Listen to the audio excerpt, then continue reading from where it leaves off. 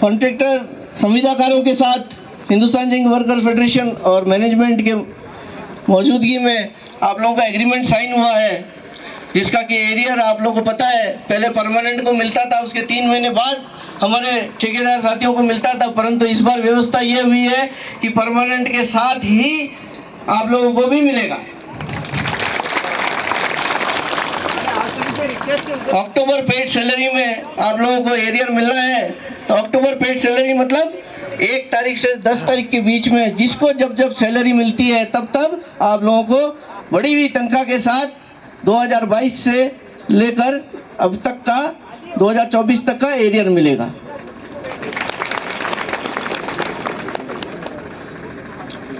अब मैं आप ज़्यादा समय ना लेते हुए मैं सबसे पहले निवेदन करूंगा हमारे बीच उपस्थित हिंदुस्तान जिंक वर्कर फेडरेशन के पदाधिकारी एवं जिंक स्मेल्टर मजदूर संघ के महामंत्री श्रीमान प्रकाश जी शिमाल से कि आप लोगों को संबोधित करें। प्रकाश जी साहब।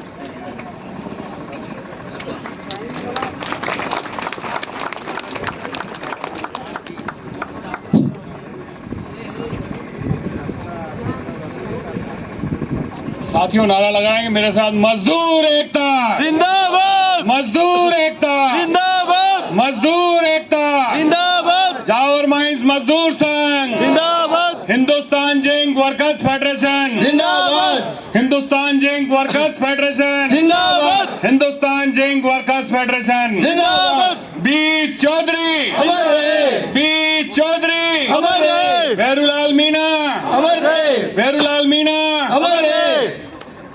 आज की सभा में हमारे जावर माइंस मजदूर संघ के महामंत्री लालू राम जी, हमारे हिंदुस्तान जिंक वर्कर्स फेडरेशन के कोषाध्यक्ष, जिंक स्मेल्टर मजदूर संघ के कार्यवाहक अध्यक्ष हमारे आदरणीय मांगीलाल जी, मंच पर विराजमान हमारे गौतम जी और पूर्व सरपंच हमारे सुब्रतो दास, सिटी प्रेमनाथ, हमारे सभी साथी वरिष्ठ पदाधिकारीगण, साथियों, महिला कर्मचारीगण, आप सभी को मेरा नमस्कार।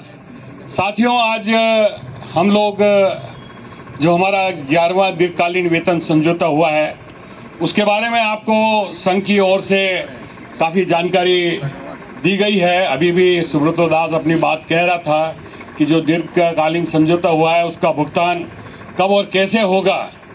साथियों, जावर माइंस में पिछले काफ़ी लंबे समय से यहाँ एक संगठन जो है वो बराबर कोशिश कर रहा है कि यहाँ के क्षेत्रवासियों को, यहाँ के कर्मचारियों के साथ बड़ा कुठाराघात हो रहा है और न जाने दुनिया भर की ऐसी भ्रांतियाँ फैलाई जा रही है। और कहीं है जो केंद्रीय मिनिस्टर का बात किया जाता है, कहीं हमारे लोकल एमएलए और अभी तो नए वर्तमान सांसद महोदय भी आ गए हैं और वो ऐसा प्रचार कर रहे हैं कि यहाँ तो मजदूरों के लिए बहुत जुल्म और जाति हो रही है। साथियों, भारतीय मजदूर संघ एक राष्ट्रीय ट्रेड यूनियन है। हमारा जो संगठन है वो इंटक संगठन है और देश में एटक है, C2 है, HMS है, ये बड़े संगठन हैं। साथियों, मैं आपको बताऊं 2009 से हमारे डॉक्टर जी संजीवा रेड्डी जो हमारे इंटक के अध्यक्ष हैं, उनके नेतृत्व में 11 ट्रेड यूनियन मिलकर इंटक को अगर आप समझें तो इंटक को कहा जाता है कि भाई ये कांग्रेस की विचारधारा का है, कांग्रेस समर्थित संगठन है, ऐसा कहा जाता और है भी, लेकिन वास्तविकता इसकी कहीं दूसरी है। लेकिन मूल में अगर देखा जाए तो इंटक संगठन कांग्रेस के द्वारा ही, महात्मा गांधी द्वारा बनाया गया है और आज ये चल रहा है। लेकिन सरकार पलट रही है, देश के नेता चेंज हुए, कई परिस्थितियां हुई हैं और देखा जाए तो बी चौधरी साहब ने अगर जावर माइंस को अगर देखा जाए तो जावर माइंस की स्थापना तो फूलजी भाई ने की थी जो कांग्रेस के एमएलए थे और उसमें दुर्गा शंकर जी दुर्गावत अध्यक्षता थी और फूलजी भाई थे और गुलाब सिंह जी सक्तावत जो बाद में मिनिस्टर है वो पहले मंत्री रहे। उन लोगों ने इसकी शुरुआत की।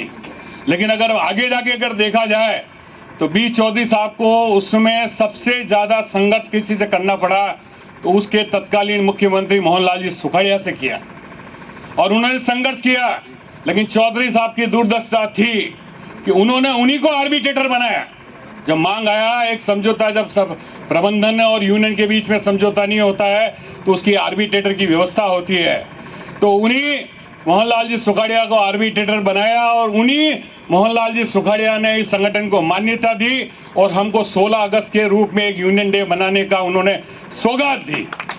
ये हमारी लीडरशिप थी साथियों उस समय, तो कहने को चाहिए। और बाद में चौधरी साहब ने हमारे यहीं के जो हमारे सर्वेयर थे भेरूलाल जी मीणा, चौधरी साहब के नेतृत्व में उनको आगे बढ़ाया। 80 में उनको उदयपुर ग्रामीण जो पहला क्षेत्र बना उदयपुर शहर से उदयपुर ग्रामीण, जहाँ से इनको एमएलए का टिकट मिला, फिर सरड़ा से वो एमएलए बने, फिर 91 में उदयपुर से 4 बार वो लोकसभा के सदस्य रहे और उसके बाद में जनजातीय आयोग के सदस्य रहते हुए उनका अंतकाल हुआ।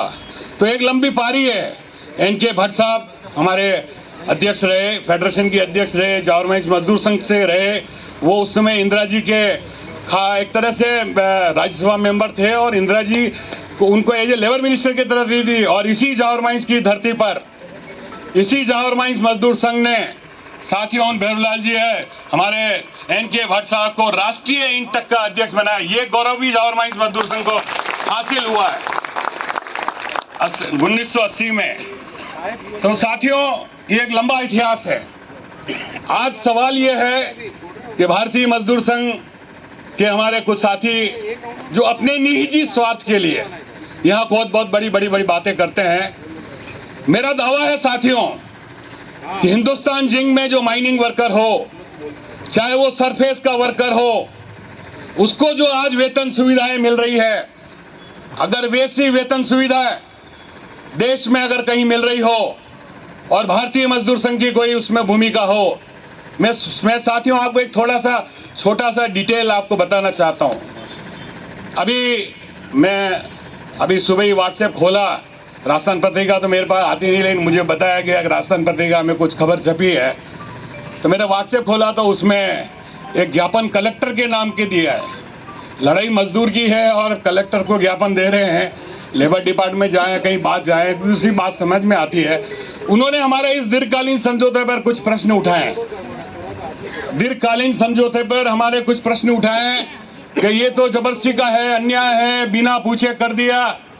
साथियों आपका जब हमने एमओयू साइन किया तो हमारे जो साथी थे हमारे सभी यूनिट में मैनेजमेंट के साथ मेमोरेंडम और अंडरस्टैंडिंग कि हमने एक अंडरस्टैंडिंग बनाई कि भाई ये बात हम करेंगे। उस बात को लेके हमारे सभी यूनिट के संगठनों ने आपके साथ बात किया। जावर माइंस मजदूर संघ ने भी आपके साथ चर्चा किया। कब किया भाई आपने? एमओयू की आपकी मीटिंग हुई, उसमें आपको बताया कि नहीं बताया? बताया आपको कि भाई क्या समझौता हो रहा है, क्या फैसला करने जा रहे हैं। आपने उसकी मंजूरी दी, मंजूरी दी, उसके बाद एग्रीमेंट हुआ। तो फिर किस बात का प्रश्न है? फिर किस बात का प्रश्न है? केवल मजदूरों को भ्रमित करने वाली बात है। अब रही इस बात है साथियों, जो वेतन है आज की तारीख में कहने को हमारे हिंदुस्तान जिंक में, चाहे सरफेस का वर्कर कॉन्ट्रैक्ट वर्कर हो, चाहे वो हमारे माइनिंग कॉन्ट्रैक्ट वर्कर हो, वो कहने को कॉन्ट्रैक्ट वर्कर है, लेकिन इस दीर्घकालीन समझौते के बाद में सरफेस वर्कर को भी करीब वही सुविधाएं मिल रही है जो परमानेंट को मिलती है। बहुत सी इंडस्ट्री में परमानेंट आदमी को ये सुविधा नहीं मिलती है साथियों। बहुत से उद्योगों में ये परमानेंट आपके इस हिंदुस्तान जिंक वर्कर्स फेडरेशन और हिंदुस्तान जिंक के मजदूरों की ओर से मुझे चौधरी साहब ने, भेरूलाल जी ने, शंकर दास जी ने मुझे आगे बढ़ने का मौका दिया। मैं राष्ट्रीय लेवल पर राष्ट्रीय कार्य समिति का सदस्य हूँ। राजस्थान इंटक में मैं सीनियर पद पे हूँ। मैं आज टेक्सटाइल को देखता हूँ, फर्टिलाइजर को देखता हूँ, लघु स्टेज को देखता हूँ, हमारे इंजीनियर्स विभाग, जितनी भी करीब इंडस्ट्री है जो हमारे आसपास है, मैं उनके साथ प्राइवेट सेक्टर में काम करता हूँ। तो वास्तविक हालत हमें मालूम है। आज देश की हालत ये है कि जो मिनिमम वेज है, आज जो मिनिमम वेज है और अभी तो ये जो एग्रीमेंट हुआ साथियों, आपको मैं बताऊं, पहली बार ऐसा हुआ कि हमको 3 महीना लगा। मैनेजमेंट ने तो बोला साहब कि हम किसके लिए ये तनख्वाह दें। मिनिमम वेज कंपनी ने, भारत सरकार ने हमें गारंटेड किया है, उससे ऊपर हम दे रहे हैं, तो हमारी कोई लाइबिलिटी बनती नहीं है। आप किसी भी कोर्ट में चले जाइए, किसी में बात चले जाइए। शुरुआती साथियों यहां से हुई। हमने कहा भाई ये वो सरकार का है, काम है, मिनिमम वेज का है, मिनिमम वेज अपनी जगह है। आज एक कारखाना सन 54 से जवाहर माइन चल रहा है, 66 से जिंक्स मेटर चल रहा है, 76 से दूसरी यूनियन चल रही है, और हम एक लगातार समझौते करते जा रहे हैं।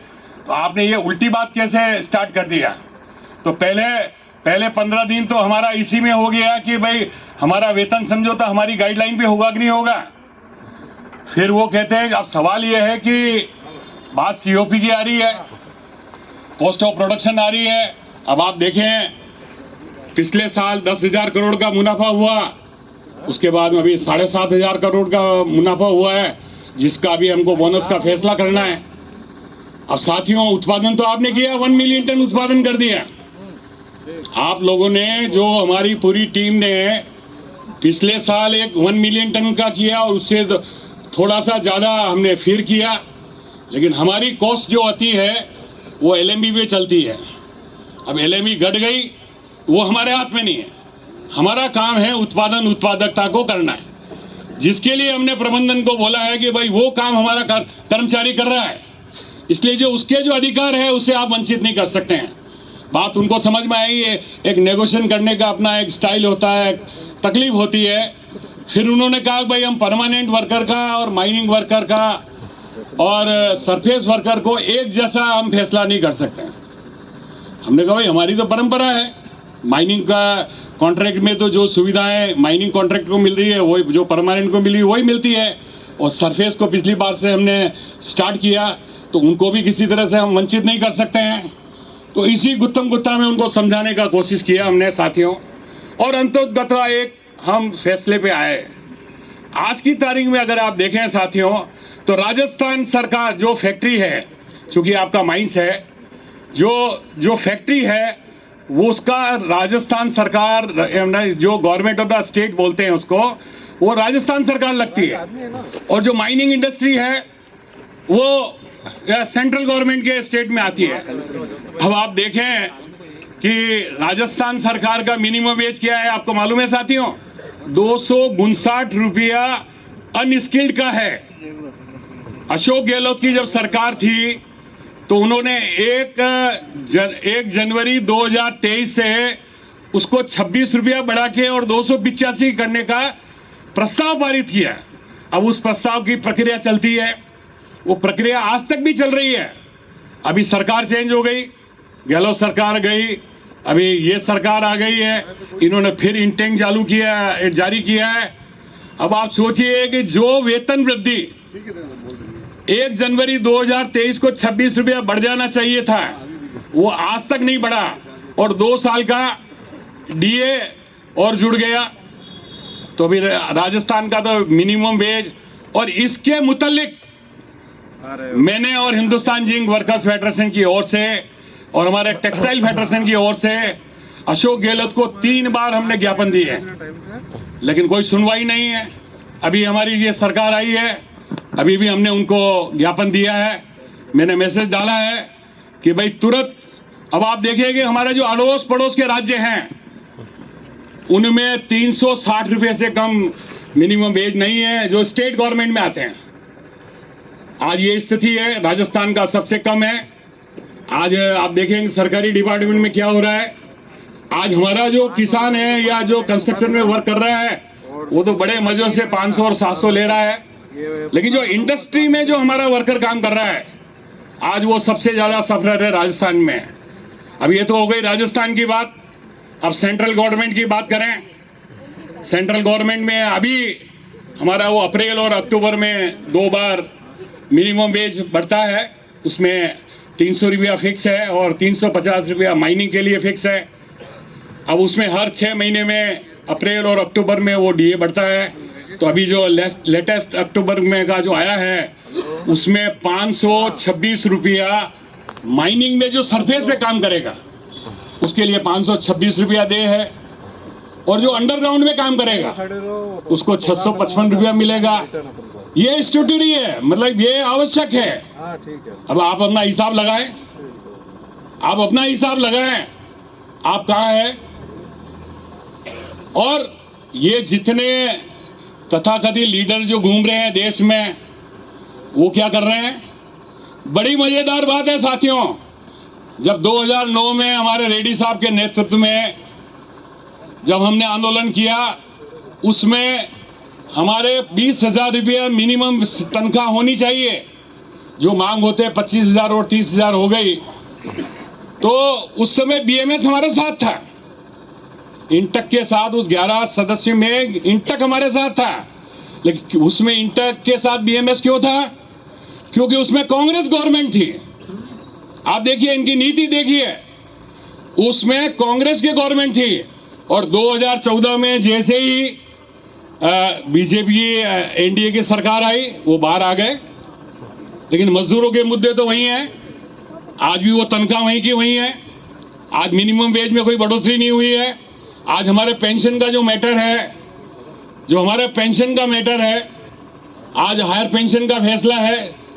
कोर्ट का निर्णय होने के बाद में जो ट्रस्ट से संबंधित जो संस्थाएं हैं, उनका आज डिमांड चार्ट नहीं जारी हो रहा है। हम लोग बार बार धरना प्रदर्शन कर लिया, दिल्ली चले गए, जयपुर कमिश्नर, उदयपुर कमिश्नर में चले गए। तो सरकार हमारे लिए कुछ करने वाली नहीं है। और न ये नेता आज भारतीय मजदूर संघ की भी कोई बात सुनता नहीं है।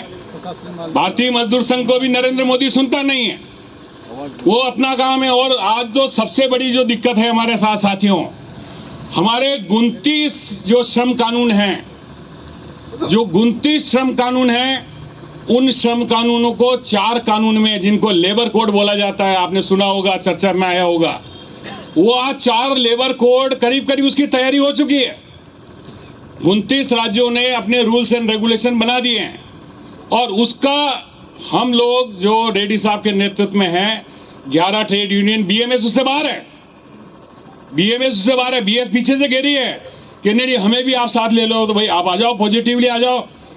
आप सरकार की पैरवी कर रहे हो कि मजदूरों की पैरवी कर रहे हो, ये तो आपको निर्णय करना है।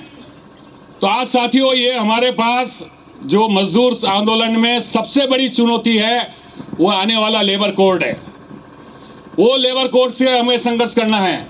उसमें एक दो सुविधा के अलावा सारी व्यवस्थाएं मालिकों के हित में है, उद्योगों के हित में है। अब वो समय आएगा, वो चुनौती को भी हमको मिलजुल के मुकाबला करना पड़ेगा।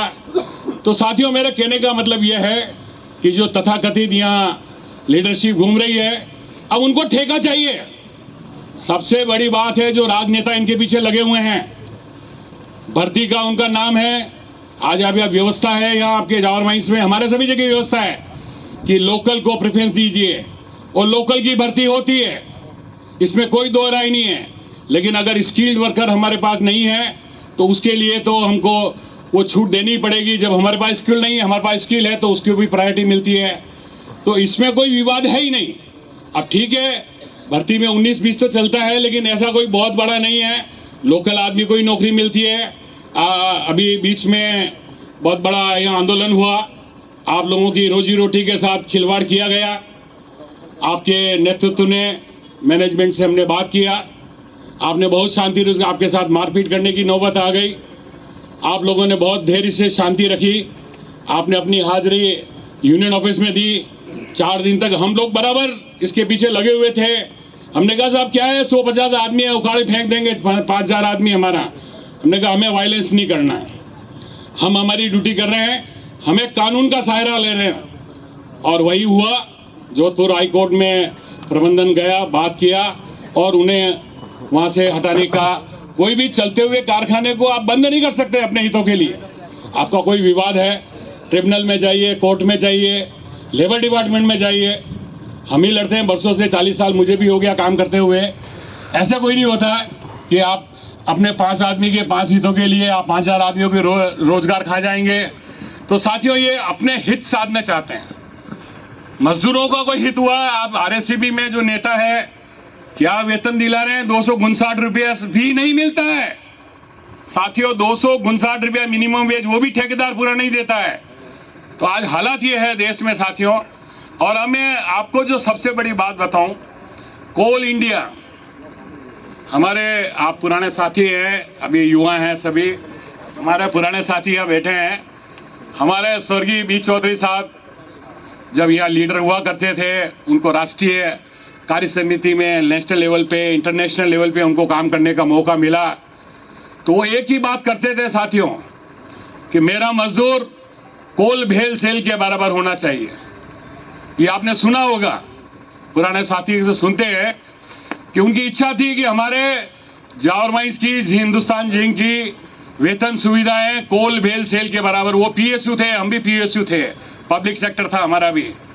और आप सोचिए कि उस समय अगर हम टोटल लास्ट की अगर स्ट्रेंथ में देखो 94 की, तो 17,000 टोटल परमानेंट आदमी हुआ करते थे, 16-17,000।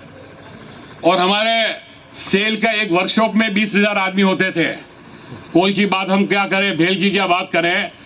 तो हमारे बी चौधरी साहब ने वो कल्पना की। और आज मेरा दावा है साथियों कि आज कोल भेल सेल से हम किसी भी रूप में पीछे नहीं है, हमसे उनसे आगे हैं। और खास तौर से संविदा श्रमिक, आज कोल इंडिया की 8 माइंस है। कितनी माइंस है? 8 अलग अलग रीजन में है, नागपुर में है। वो अगर मैं आपको खोल के दिखाता हूं, क्या 8 माइंस है। कोल माइंस आप जानते हैं सबसे खतरनाक माइंस है। आज आपके परमानेंट जो भी साथी, मैं तो बहुत पीछे नहीं जाता हूं, जो 2017 में जो 26,500 में लगा, जो 26,500 की ग्रेड में लगा 2017 का, एक मैं पीछे की बात नहीं करता हूं, बहुत पुराने साथी होंगे, आज उनको तनख्वाह इस ग्रेड के बाद में उनका डीए लगेगा, इंक्रीमेंट लगेगा 42,000 से कम तो उनका फिक्सेशन है ही नहीं। 42,000 और क्या है, कॉन्ट्रैक्ट लेबर, ये केवल बेसिक डीए है। और उसका बाद का जो डीए है, ये किस दिन की बात बता रहा हूं मैं आपको, 1/7/2022 की बात कह रहा हूं। उसके बाद आपका इंक्रीमेंट लगा, इंक्रीमेंट भी परमानेंट के बराबर है, 3% है। अभी तो सरफेस वर्कर का भी 3% कर दिया हमने साथियों। पहले 20 रुपया लगता था, 20 रुपये का अगर 26 दिन मानते थे कितना होता है, 520 रुपया। और आज वही तनख्वाह में, आज वो तनख्वाह होगी 25,000, जो हमने अभी ग्रेड फिक्सेशन किया। अब 25% का 3% लगाओ, 25-75 750 रुपया। तो कहाँ 520 मिल रहा था और आज क्या मिल रहेगा? ये 3% का इंपैक्ट है। आपको तो पहले से ही है, जो सुविधा आपको मिल रही थी वो सुविधा आज सरफेस वर्कर को भी एक्सटेंड हुई है। तो साथियों, मेरा तो कहने को बहुत कुछ है। मेरा तो आपसे एक ही निवेदन है कि आज इंटक के झंडे के नीचे आप लोग सब संगठित हैं। और लालू राम जी, हमारे सुब्रतो दास और हमारे एसटी और जो हमारे नगाराम जी हैं और भी हमारे साथी हैं, ये पूरी ईमानदारी और मेहनत के साथ आपके काम के लिए लगे हुए हैं। और ये सब क्यों हुआ साथियों? हिंदुस्तान जिंक में ये जो सुविधाएं आपको क्यों मिली, उसके पीछे एक ही सबसे बड़ा कारण है, वो है आपकी लीडरशिप, लोकल लीडरशिप। अगर बाहर का राजनेता आपका आ गया तो वो ठेका लेगा, अपनी बात करेगा, अपना समझौता करेगा। इसलिए हमारे केवल बाहर का आदमी एक ही था, वो एन.के. भट्ट साहब। और वो एन.के. भट्ट साहब ने भी हमको बहुत मदद किया। उन्हीं एन.के. भट्ट साहब की वजह से सुखाड़िया जी जैसे, मोहनलाल सुखाड़िया जो हमारे 17 साल चीफ मिनिस्टर रहे, उनसे लोहा लिया और अंतोतगत्वा उनसे मजदूरों के हक में फैसला करवाया। तो साथियों, जो मैं बात अब कह रहा हूं, आज कोल इंडिया की 8 माइंस हैं, क्या वहां इंक्रीमेंट मिलता है? लाखों आदमी काम करते हैं वहां। ठेकेदारी तो सभी जगह हुई है, वीआरएस सब जगह हुई है, परमानेंट आदमी जा रहा है, परमानेंट की भर्ती हो नहीं रही है, तो ठेकेदारी लग रहा है। आज वहां रेगुलर काम के करने के लिए 1250 रुपया पर डे तनख्वाह है।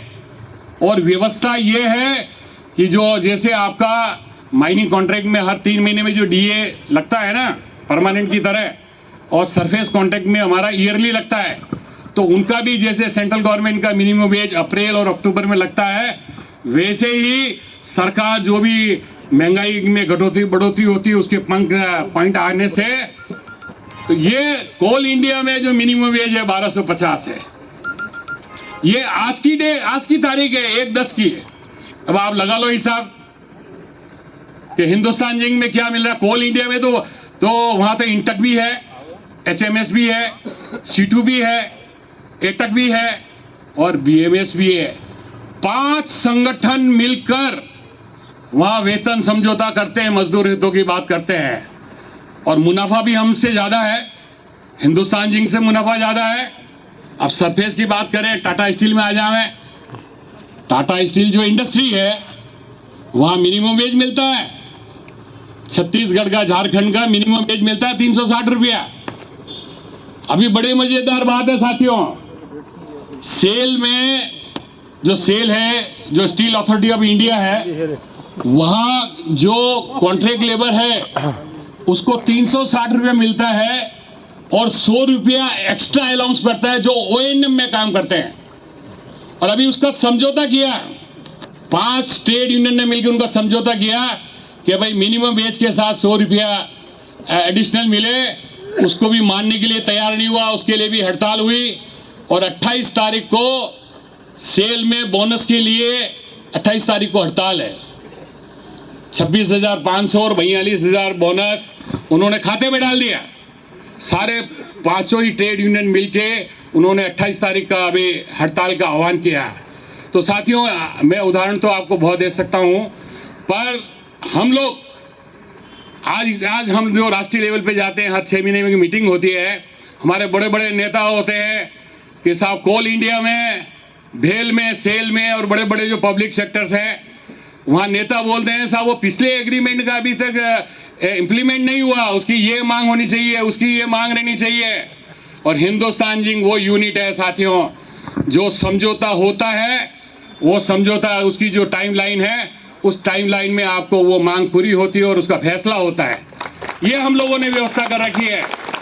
तो साथियों, मेरा तो आपसे एक ही आह्वान है, ये तथाकथित अपने स्वार्थ के लिए, अपनी नौकरी के लिए, अपनी मंशा के लिए आप लोगों को भ्रमित करना चाहते हैं, आप इनके भ्रमित में नहीं आए, इनकी लीडरशिप में कोई बात नहीं है। और एक बात सुनिए साथियों, हम इंटक का झंडा हमारे साथ जरूर है। सबसे ज्यादा तकलीफ तो हमको इसी कांग्रेस गवर्नमेंट ने दी। मुख्यमंत्री जी को हमने यहाँ बुलाया, जावरमंच में बुलाया, देवारी में बुलाया, किया उन्होंने। हमने उनको मिनिमम वेज के लिए बोला, हमने कहा ये चुनाव आ रहे हैं, आप मिनिमम वेज बढ़ा दो तो इसी से आपको वोट मिलेंगे, लेकिन उन्होंने भी कुछ नहीं किया। और हमारे जो श्रीमाली साहब हैं, उन्होंने तो हमारे हिंदुस्तान जिंक में वो भी कब्जा करना चाहते थे, लेकिन उनकी दाल गली नहीं। अभी ये बीएमएस के रूप में धंधा आ गया है। आप इनसे सचेत रहिए, सजग रहिए, और हम आपको विश्वास दिलाते हैं कि जो कुछ भी हमें लेना है वो आपसे लेना है। आज आप सोचे साथियों, 20% में फैसला किया, 18% में फैसला किया, हम उसको 16 में कर देते, 18 में कर देते और आपसे ताली बजवा देते, वो 2% जेब में रख लेते। होता है ना देश में, पर हिंदुस्तान जिंक में तो आपने नहीं सुना ना, वो हम एक एक रुपया गिन के लेते हैं, लास्ट क्या होना चाहिए। पिछली बार जो बढ़ोतरी हुई है, हर बार भले ही आपको परसेंटेज कम लगता है, कई बॉस कोई सवाल करते हैं कि भाई पहले बार तो 30% हुआ, फिर 27% हुआ, फिर 24% हुआ, अभी तो 20% हुआ। कोई सवाल करते हैं, सवाल आता है दिमाग में।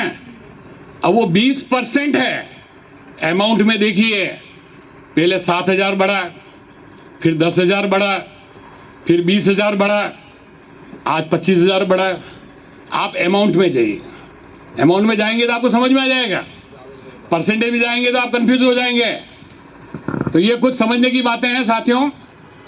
हमारे बहुत साथी अभी भी आपसे बात करेंगे, मुझे यहाँ बोलने का मौका दिया। मेरा तो आपसे हाथ जोड़ के एक ही निवेदन है, आप सब संगठित रहें, आने वाला हमारे सामने बहुत चुनौती है, क्योंकि जब भी आज एक बात और मैं आपको बताऊं साथियों, आप बहुत भाग्यशाली हैं, खास तौर से जवाहर माइंस, दरिबा माइंस, बहुत भाग्यशाली हैं आप।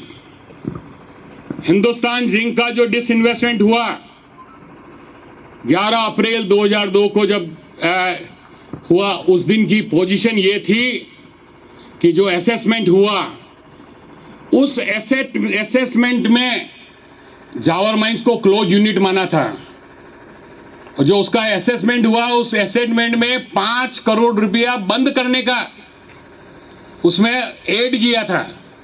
जो आपके अंदर जो खदान में माल था उसका कोई वैल्यूएशन नहीं हुआ है, और उसमें ये और कहा है कि भाई अनवाइबल है। वो अनवाइबल कैसे है कि चूंकि अपना माइंस नीचे है, हमारा ग्रेड कम है, उसके हिसाब से उसमें 665 रुपया LME थी, और उससे जो जिंक बनता, मेटल बनता, वो उससे ज़्यादा कॉस्ट में बनता है। तो माल निकाल के अभी करे क्या? तो उस हिसाब से ये भी हमारा जो डिसइन्वेस्टमेंट हुआ उसका एक कारण था। और दरिबा माइंस का तो 52 करोड़ रुपया एसेट में से माइनस किया वैल्यूएशन में बंद करने के लिए। पर आप सभी का सौभाग्य है, भाग्य है, और सेठ जी का भाग्य है कि जिस दिन टेकओवर हुआ 11 अप्रैल के बाद में उस LME ने बूस्ट मारा।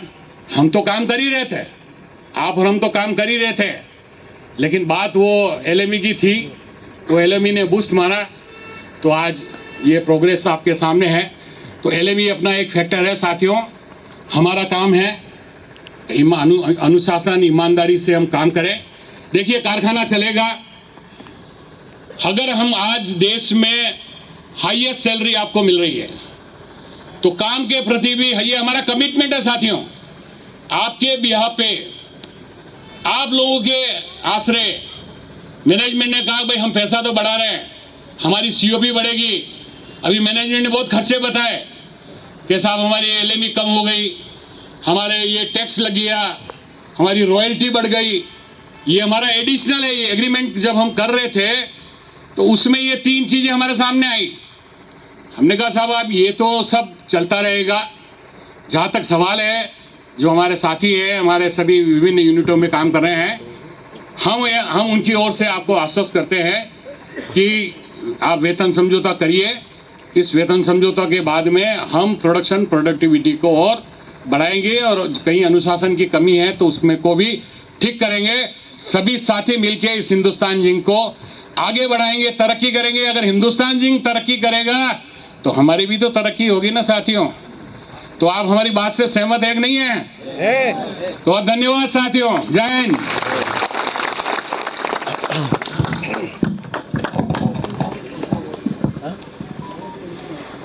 धन्यवाद प्रकाश जी भाई साहब। प्रकाश जी ने आपको विस्तृत रूप में जानकारी दी कि किस तरह से आज हमारे सामने चैलेंजेस हैं, किस तरह से एग्रीमेंट हुआ। एग्रीमेंट की 60 मीटिंगें हुई, रेगुलर 3 महीने तक मीटिंगें चली, उसके बाद ये निचोड़ जिस्ट निकला, आपका एग्रीमेंट हुआ, और इतना अच्छा एग्रीमेंट हुआ। साथ ही उन्होंने बताया कि गए बार 10,000 करोड़ का प्रॉफिट हुआ था, इस बार 7,500 करोड़ का प्रॉफिट हुआ है। प्रॉफिट निश्चित रूप से गए बार से कम हुआ है, पर प्रोडक्शन तो हमने किया है ना। प्रोडक्शन गए बार 1 मिलियन था, इस बार 1 मिलियन से ज़्यादा किया हमने प्रोडक्शन। पर लंदन मेटल एक्सचेंज में जहाँ रेट तय होती है धातु की, वहाँ पर जब रेट कम हो गई तो आवक कम हो गया, तो उससे प्रॉफिट कम हो गया। खैर वो दूसरी बात है। अभी बोनस की आप लोगों की मीटिंग ड्यू है, अभी बताया जैसे आपको प्रकाश जी ने। और साथ ही साथियों ये भी कहना चाहता हूँ, आज आपका जो यूनियन है, जवाहर माइंस मजदूर संघ या फिर हिंदुस्तान जिंक वर्कर फेडरेशन, उसमें जो भी पदाधिकारी है उसमें कोई भी राजनीतिक हस्तक्षेप नहीं है। वहाँ सिर्फ वही पदाधिकारी हैं जो या तो हिंदुस्तान जिंक में कार्यरत हैं या फिर हिंदुस्तान जिंक में काम करते थे। इसके अलावा बाहर से कोई भी राजनीतिक व्यक्ति, चाहे वो बीजेपी का हो, कांग्रेस का हो, किसी भी पार्टी का हो, उसका हस्तक्षेप हमारे हिंदुस्तान जिंक वर्कर फेडरेशन में नहीं है।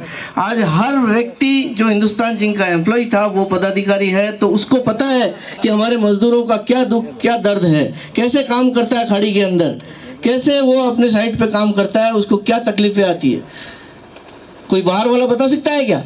आज बाहर वाले जो यहाँ पे दावा कर रहे हैं, जैसा उन्होंने बताया प्रकाश जी भाई साहब ने कि बीएमएस के लोग चाहते हैं यहाँ यूनियन बनाना, वहाँ मैं तो ये कह रहा हूँ जहाँ पे उनकी यूनियन है वहाँ पे वो राजस्थान गवर्नमेंट का 259 रुपीज़ पर डे दिलवा रहे हैं मिनिमम वेज। तो यहाँ पे क्या करने आ रहे हैं, क्या करना चाहते हैं, ये तो एक बच्चा भी समझ सकता है कि वो किस मकसद से यहाँ घुसना चाहते हैं। साथियों, अब मैं हमारे बीच मौजूद हमारे स्वर्गीय भैरूलाल जी मीणा साहब, जो कि हिंदुस्तान जिंक वर्कर्स फेडरेशन के अध्यक्ष थे, जनजातीय आयोग के सदस्य रहे अंत में, एवं जावर माइंस मजदूर संघ के भी अध्यक्ष रहे, उनके सुपुत्र श्री मोहन जी से निवेदन करूंगा कि आज हमारे बीच में वो है, आप लोगों को 2 शब्द उनकी तरफ से भी हम सुनना चाहते हैं। मोहन जी।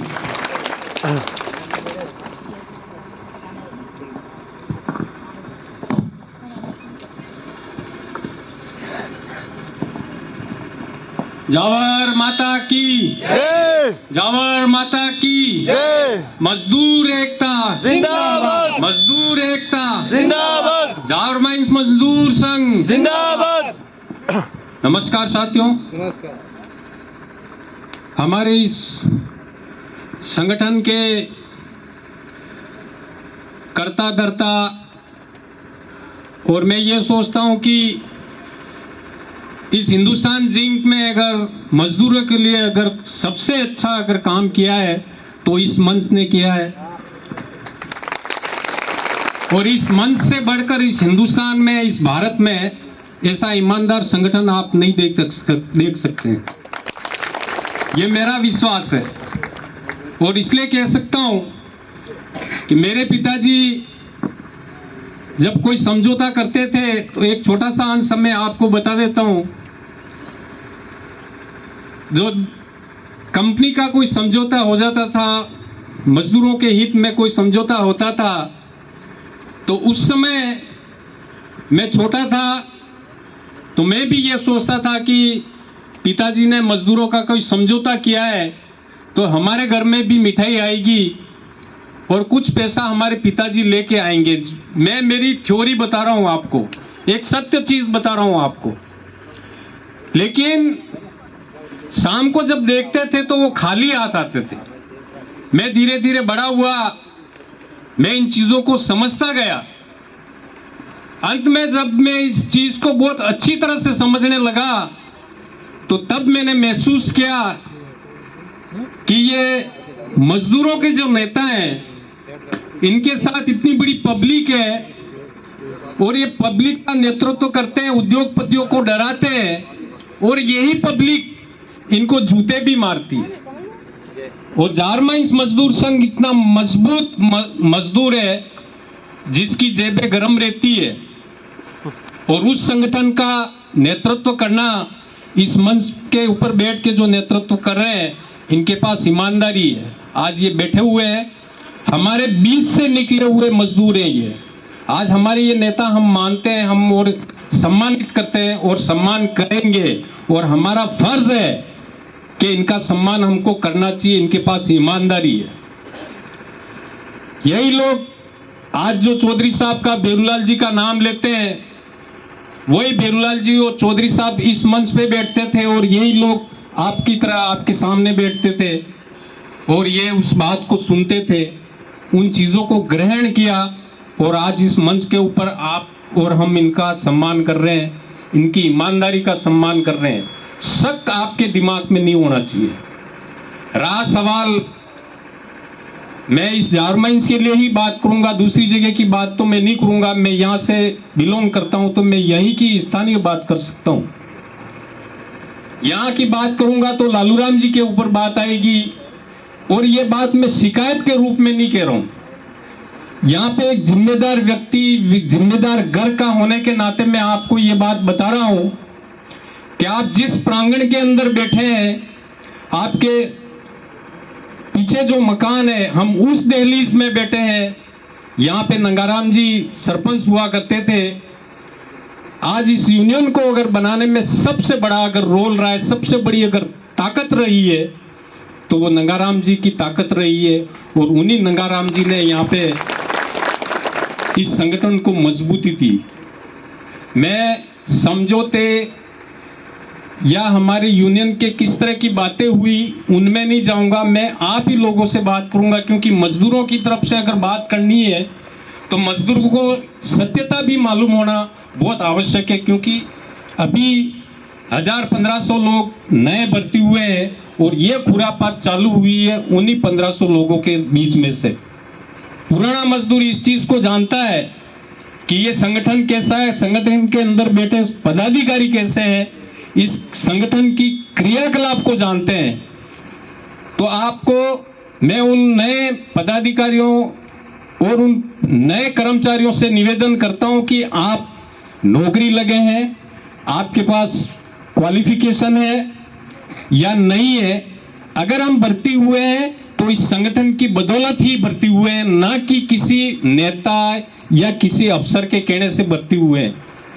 यहाँ पे संगठन अगुवा होके भर्ती होने में भी दखलंदाजी इसलिए रखता है, वो मैं आपको रीजन बता दूं, इसलिए संगठन उसमें अगुवा रहता है कि लोकलिटी का जो मामला आता है, अभी हमारे श्रीमाली साहब ने बताया था कि लोकल लोगों का जो रेशो है 70-30 का, उसमें आज की तारीख में हमारे पास 80% लोग यहाँ के लोकल भर्ती होते हैं।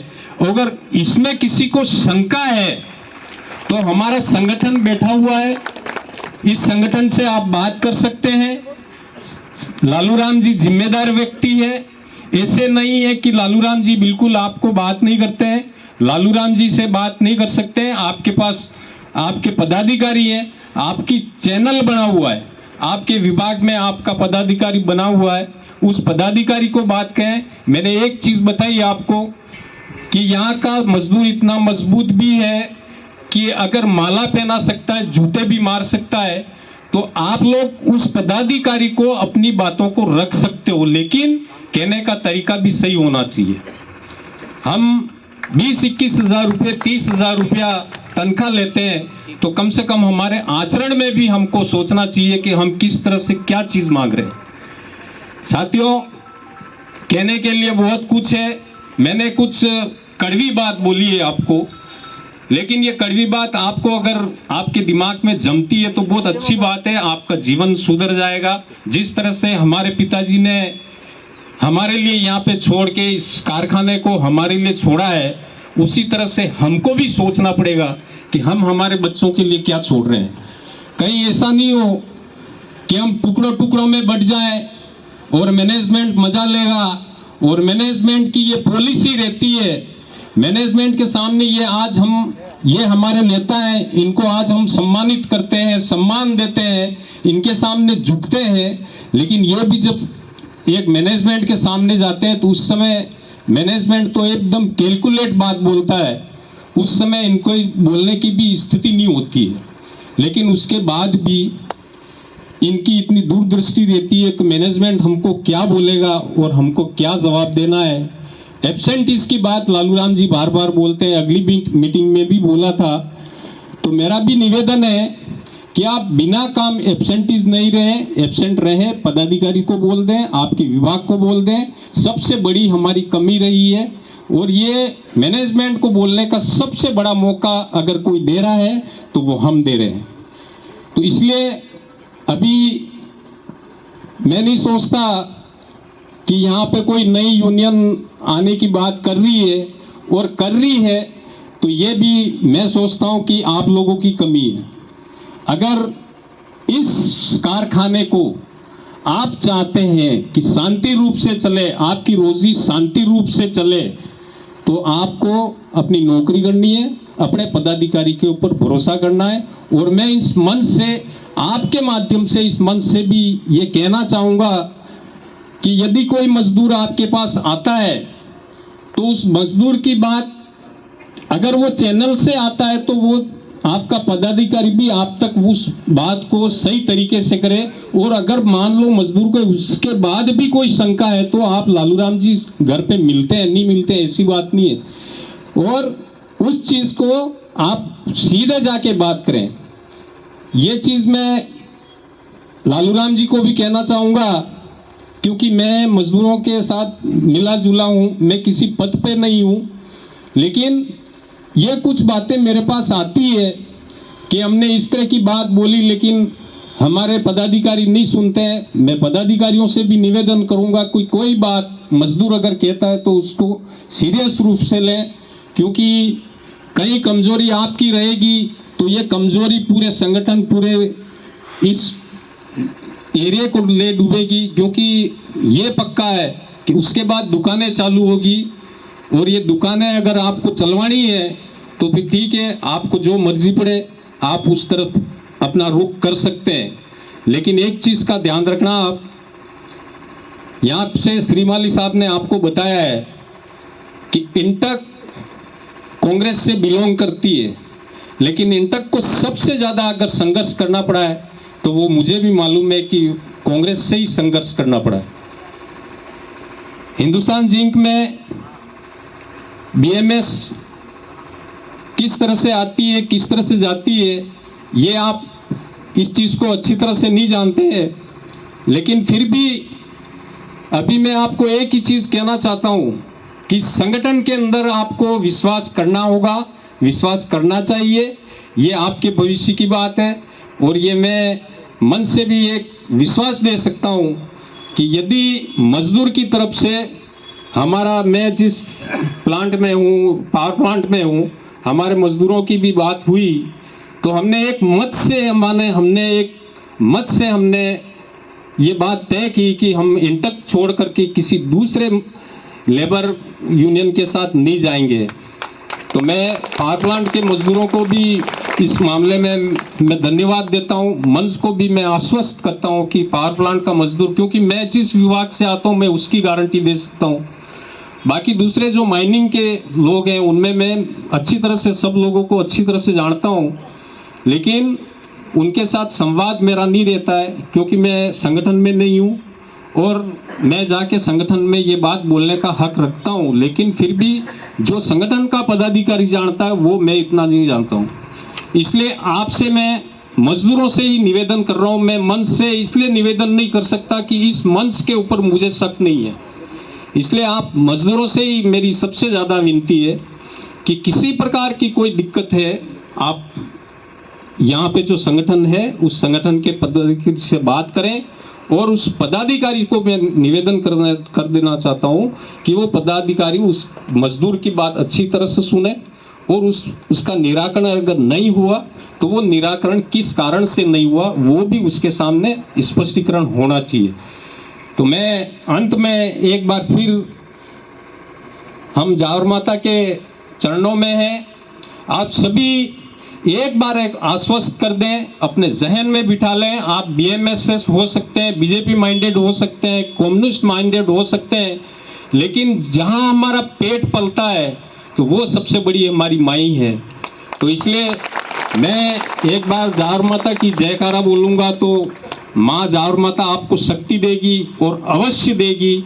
और आप अपना जो कार्य स्थल पर कार्य करें तो उसको सेफ्टी का भी बहुत ही ध्यान रखें।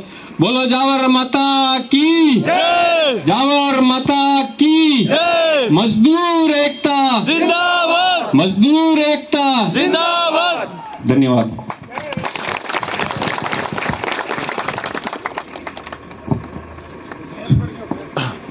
धन्यवाद मोहन जी, बहुत बहुत धन्यवाद आपको। मोहन जी ने आपको साफ साफ शब्दों में बताया कि अटूट विश्वास और समर्पण की भावना से ही हम इतने आगे बढ़े हैं। आज उन्होंने बताया है कि भाई पहले आज जो मंच पर बैठे हुए हैं वो आपकी जगह बैठते थे।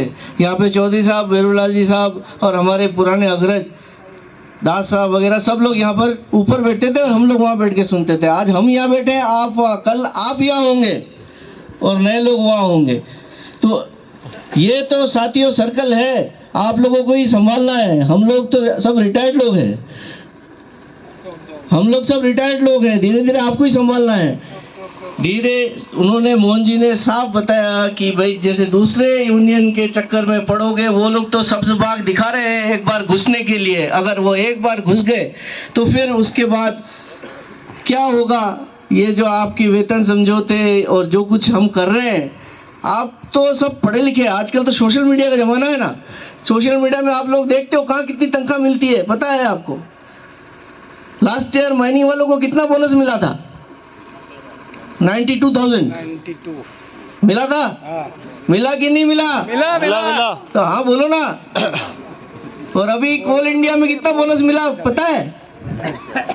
91,000, 91,000 सिर्फ परमानेंट आदमी को, ठेकेदार को नहीं। वो वहाँ सिर्फ परमानेंट लोगों को ही मिलता है। ठेकेदार के आज RSMM बोलो या RSC भी बोलो या जहाँ भी बोलो, जहाँ पे भी BMS घुसी हुई है ना, ठेकेदार के लोगों को राजस्थान सरकार, केंद्र सरकार, इनका मिनिमम वेज ही मिलता है साथियों। बोनस की बात की साथियों, अभी राजस्थान सरकार ने बोनस डिक्लेयर किया है, मिनिमम बोनस 8.33, तो वो होता है 7,000 रुपया। अब बड़ी मजेदार बात देखिए, उस 7,000 में 31 का भाग दे दिया। अब 31 का भाग देंगे तो 225 रुपया आया, और महीना कितने होता है? 30 दिन का, तो 6,775 रुपया मिलेगा उनको। और उसमें भी 75% तो उनको मिलेगा और 25% PF में जाएगा। ये स्थिति है साथियों। तो आप लोगों को भी ऐसे ही करेंगे क्या? नहीं। तो ये है डिफरेंस आपके हिंदुस्तान जिंक वर्कर फेडरेशन और जौहर माइंस मजदूर संघ और इनका जो डिसीजन होता है ना, ये है डिफरेंस। आप एक छोटा सा एग्जांपल साहब ने दिया है, आपको पता लग गया। इसीलिए सारे उद्योगपति यही चाहते हैं। आजकल परमानेंट भर्तियां तो सब जगह बंद हो गई है, सब जगह संविदाकार काम कर रहे हैं, पर संविदाकारों के लिए कोई नहीं देखता भाइयों। बेरोजगारी इतनी है कि कम एज में भी आदमी काम करने को तैयार हो जाता, कर रहे हैं। सिर्फ परमानेंट आदमी को वो फायदा दिला रहे हैं, पर यहाँ पर ऐसा नहीं है। जितनी तनख्वाह कैटेगरी 1 परमानेंट आदमी को मिलती है, उतनी से ही ठेकेदार के लोगों की शुरू होती है कि नहीं? होती है। इंक्रीमेंट भी 3% मिलता है कि नहीं? मिलता है। तो ये चीज, ये है डिफरेंस सोच में, जो उन्होंने बहुत बताया ना मोहन जी ने, कि ईमानदारी, वाकई में ये ईमानदार है, ईमानदारी है बोल के आज 70 वर्षों से यूनियन चल रही है। अगर नहीं होती ना तो कब का ये टूट भाग चुका होता, बाहर वाले घुसपैठी घुस चुके होते। साथियों, अब मैं निवेदन करना चाहूँगा हमारे टेक्सटाइल फेडरेशन के अध्यक्ष श्रीमान गौतम जी से, जो कि हमारे हिंदुस्तान जिंक के भी पुराने एम्प्लॉय रह चुके हैं, पूर्व एम्प्लॉय रह चुके हैं। उनसे निवेदन करूँगा कि वो अपने ओजस्वी वाणी से आप लोगों को संबोधित करें।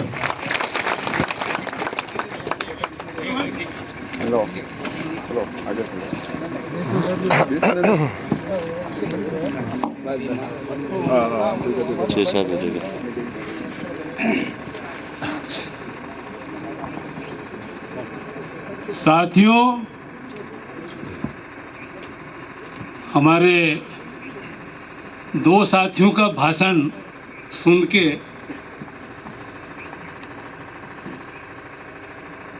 खुश हो रहे हैं या फिर अच्छा लग रहा है या बुरा लग रहा है, वो मैं नहीं कह सकता, लेकिन उन्होंने बोला, आदरणीय प्रकाश जी ने, आदरणीय मोहन जी ने,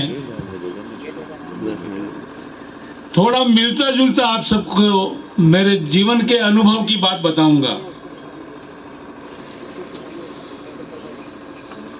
दोस्तों, 2-3 प्रश्न करना चाहता हूं मैं।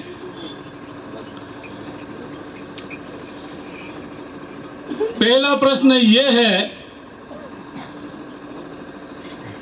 इस जावर गांव के, जावर माता जी की धरती पर पहली मर्तबा यहाँ मीटिंग हो रही है। जावरमाइज मजदूर संघ की meeting Hindustan zinc worker federation के सौजन्य से मीटिंग यहाँ हो रही है। आप सभी वर्करों में से, साथियों में से कितने साथियों की नौकरी 10 साल 20 साल की अवधि से ऊपर है? 10 साल 20 साल से ऊपर, 20 साल मानो, 10 साल से ऊपर, जो भी 10 साल से ऊपर हाथ खड़ा करो। ठीक है। अब 10 साल से ऊपर की नौकरी वाले जावरमाइज मजदूर संघ की परंपराओं को, हिंदुस्तान जिंक वर्कर फेडरेशन की परंपराओं को थोड़ा कुछ समझ सकते हैं। उन्होंने 10 वर्ष की अवधि में जावरमाइज मजदूर संघ के प्रयासों से, फेडरेशन के प्रयासों से जो कुछ भी मिला उनको, सैलरी, वेजेस, सोशल सिक्योरिटी इत्यादि इत्यादि, वो उसके बारे में थोड़ा जान सकते हैं। उसके बाद में जिन लोगों ने हाथ खड़े किए वो 10 साल से ऊपर वाले थे, और उसके बाद वाले लोगों ने, ये शायद मेरे ख्याल से पहला लॉन्ग टर्म एग्रीमेंट का लाभ देख रहे होंगे। साहब ऐसा है कि ये जो 10 साल वाले हैं ना, 10 साल से ज्यादा वाले, इन्होंने तो हाथ उठाया, पर यहाँ पर साहब 25% ऐसे हैं जिनके बाप दादा यहाँ काम करते थे। नहीं करते थे? बता रहा हूँ। ये पृष्ठभूमि बनाने के पीछे लॉजिक मेरा दोस्तों ये है, इस जावरमाइज मजदूर संघ को शुरू से लेके यहां तक पहुंचने में बरस लगे हैं। 3 पीढ़ियां निकल गई है नेतृत्व देने वालों की, काम करने वालों की। मैं यहां पे काम करके गया हूं, 27.5 साल नौकरी मैंने की है, और यहां से जाने के बाद में भी इस ट्रेड यूनियन मूवमेंट का काम करने का अवसर मिला है मेरे को, मात्र स्वर्गीय भेरूलाल जी मीणा साहब के माध्यम से। और इस जावरमाइज मजदूर संघ के अंदर में काम करके जो अनुभव लिया, वही कारण है जो आज यहाँ पे मेरे को जावरमाइज मजदूर संघ ने भी बुलाया, आप सबके दर्शन करने का अवसर मिला। लेकिन एक वाक्य मैं बताना चाहता हूँ, इस यूनियन के अंदर में शुरू से लेके अभी तक कई प्रकार के स्ट्रगल आए। अभी हमारे मोहन जी ने नाम बोला था, नंगला बद्दा, हमारे बहुत अच्छे रिलेशन थे, सरपंच साहब थे, कड़ुआ दारमा बहुत अच्छे मिलने वाले, बहुत अच्छे, उनके साथ में हम रहे हैं। शिवनारायण जी, मतलब यहाँ जो स्थानीय की बात करें, उनको जीवन में भूल नहीं सकते। और भेरूलाल जी मीणा साहब का एक वाक्य मैं बताना चाहता हूँ, वो ये है दोस्तों, शायद हमारे बीच में बैठे मांगीलाल जी प्रकाश जी थोड़ा बहुत जानते होंगे, मांगीलाल जी जानते होंगे शायद, वो ये है, इस यूनियन को तोड़ने के लिए, और बी चौधरी साहब को यह बोला था कि बंगाली है, यहाँ से आके ना यहाँ पे राजनीति करता है और यहाँ पे लोगों को बिगाड़ता है, या फिर हमारे जो भी स्थिति है उनको भगाने के लिए उनके सामने, भेरूलाल जी के सामने सरकार के अंदर में बैठे जिम्मेदार लोगों ने एक बात कर रखी, और वह बात ये रखी थी कि भेरूलाल जी आप बी चौधरी को छोड़ दो, हम आपको इधर के चेयरमैन बना देते हैं, इस कंपनी का भी चेयरमैन या उसका एग्जीक्यूटिव डायरेक्टर बना देते हैं। ये मेरे ख्याल से मांगीलाल जी और प्रकाश जी इसके गवाह हो सकते हैं, बाकी दूसरे जो पीढ़ी के लोग हैं इनको किसी को मालूम नहीं। लोकल डायरेक्टर हुआ करता था, ये लालच थी कि भेरूलाल जी मीणा साहब अगर हट जाएंगे बी चौधरी साहब से तो ये यूनियन टूट जाएगी। तो शिवलाल जी मीणा ने डायरेक्टर बनना पसंद नहीं किया और उन्होंने ये बोला कि मैं कैसा भी है बी चौधरी, लेकिन मजदूरों का मसीहा है, मजदूरों के लिए लड़ने वाला व्यक्ति है।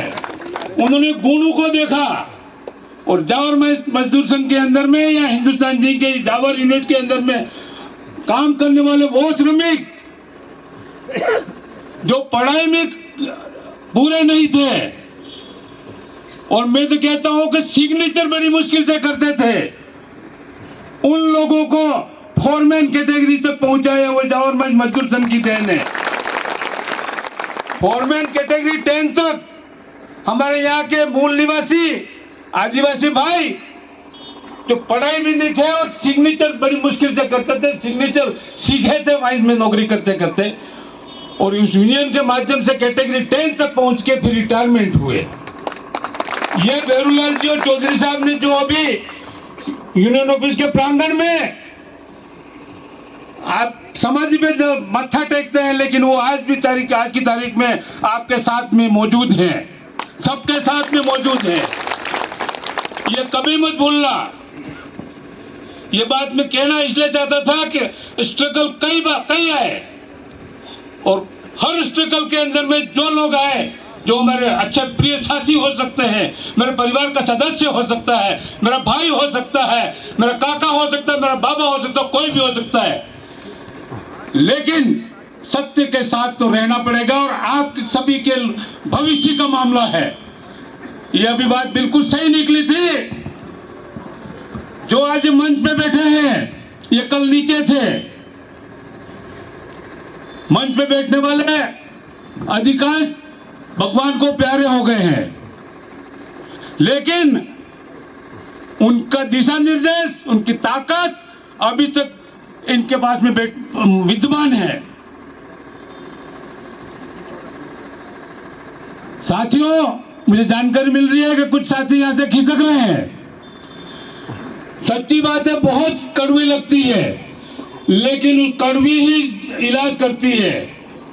मलेरिया होगा तो कुनेन खाने से ही जाएगा, बाकी मीठा खाने से, मीठी गोली खाने से कुछ नहीं होना है। एक घर का डिसिप्लिन भी तभी रह सकता है कि मुखिया क्या अपने पिता का कहना मानेगा, बाल बच्चे सब जाके उस घर का डिसिप्लिन रहता है, वो घर तरक्की करता है। घर तरक्की आसानी से नहीं होती। बहुत बड़ा महल बना दिया, लेकिन महलों के अंदर में आचरण विचरण नहीं डाले तो वो महल काम का नहीं है। आपका जावर मजदूर संघ एक ऐसा महल है जो हिंदुस्तान के कोने कोने में पहुंचा। हिंदुस्तान जिनकी जावर यूनिट है, हिंदुस्तान जिनकी मां है, और उस मां के अंदर में आप काम कर रहे हैं। आप सौभाग्यशाली हैं, आप बहुत भाग्यशाली हैं कि आप जिस यूनिफॉर्म में इस एरिया में निकलते हैं, देखने वालों को गर्व होता है। आपको स्वयं को होता है, नहीं होता मैं नहीं कह सकता, लेकिन उदयपुर सिटी में भी आप जाओगे, अपनी यूनिफॉर्म से जाओगे, वहां भी हम देखते हैं, लोग भी देखते हैं।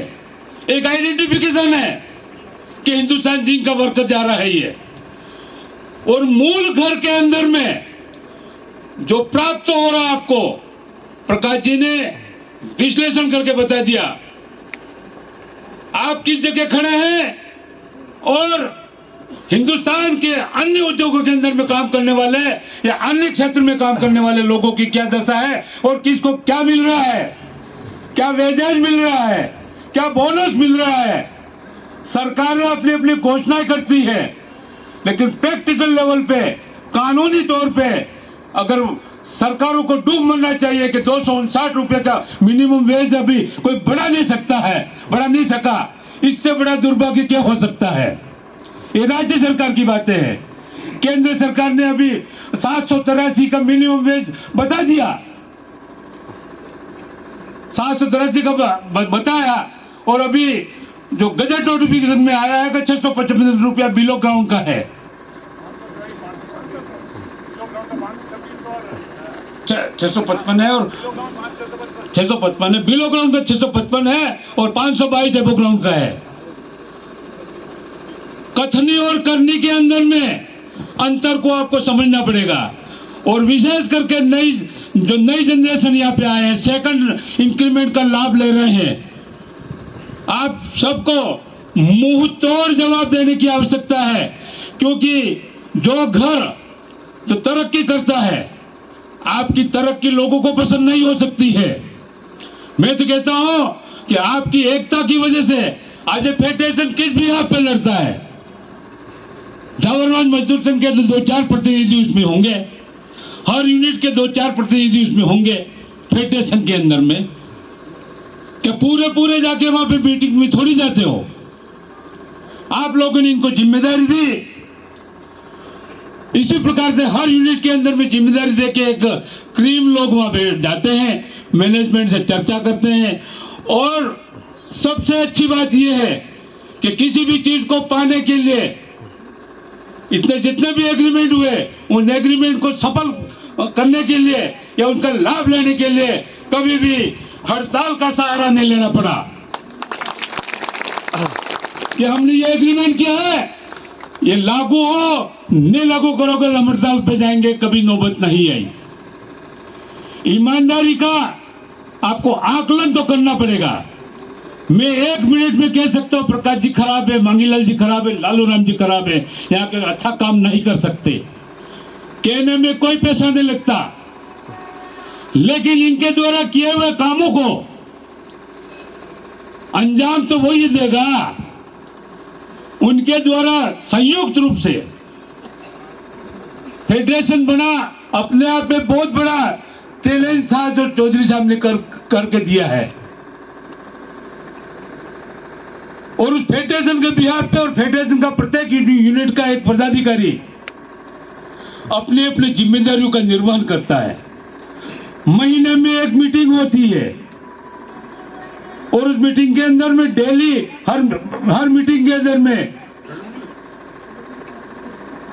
हर यूनिट के बारे में आपस में चर्चा की होती है, कहां पे क्या डेवलपमेंट है। ऐसी स्थिति के अंदर में मेरे जैसा नकारा आदमी 1 मिनट में कह दे कि जावरमान मजदूर संघ खराब है, तो मेरे जैसा बेवकूफ इस दुनिया में कोई नहीं।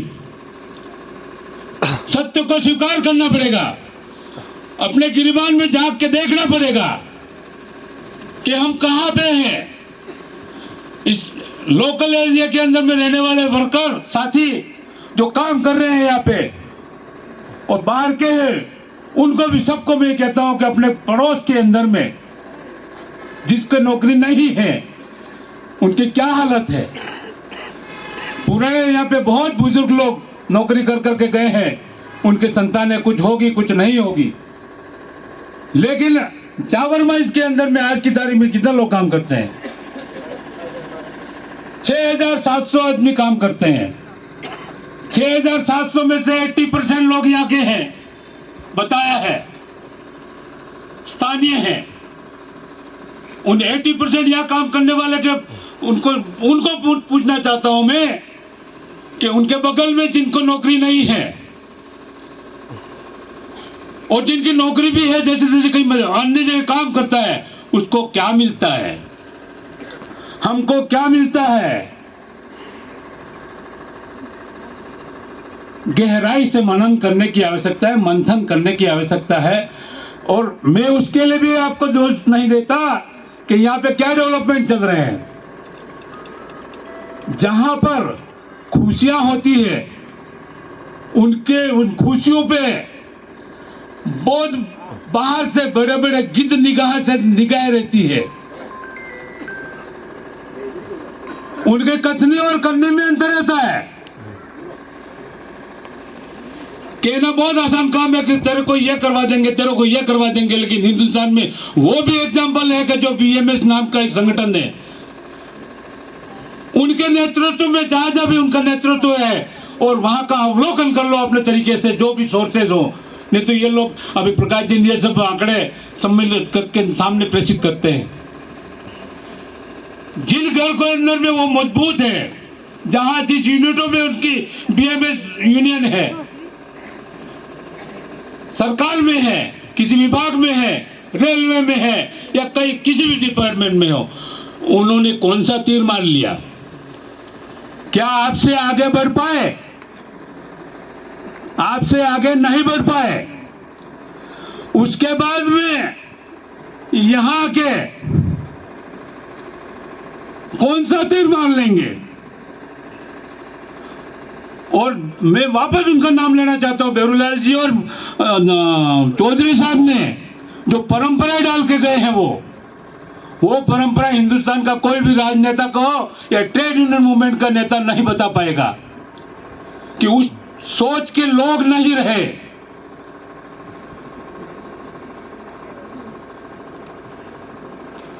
मैं दोनों टाइम तेज से खाना खाता हूं। अगर मेरा भाई, मेरा काका, वो मेरे से पीछे है, टाइम पे रोटी नहीं मिलती है,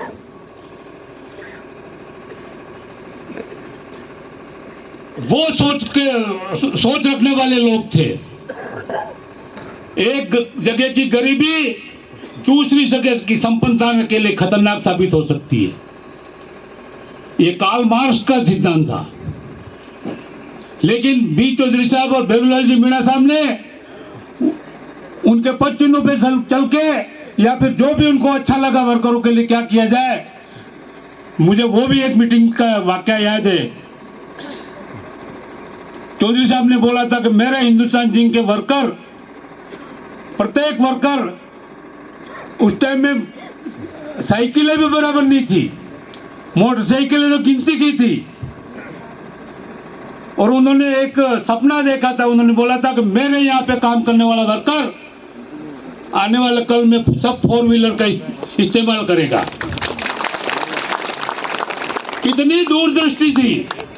जब साइकिल नहीं थी, साइकिल लाते थे, मैं खुद साइकिल परचेज करके लाया तो बहुत खुशी हुई। उदयपुर से साइकिल के ऊपर बैठ के जावर में आया, कहीं उतरा नहीं, क्योंकि जो स्थान साइकिल खरीदी थी। हाँ, सत्य बात है, ये कोई बनावटी नहीं है। और 79 की बात है।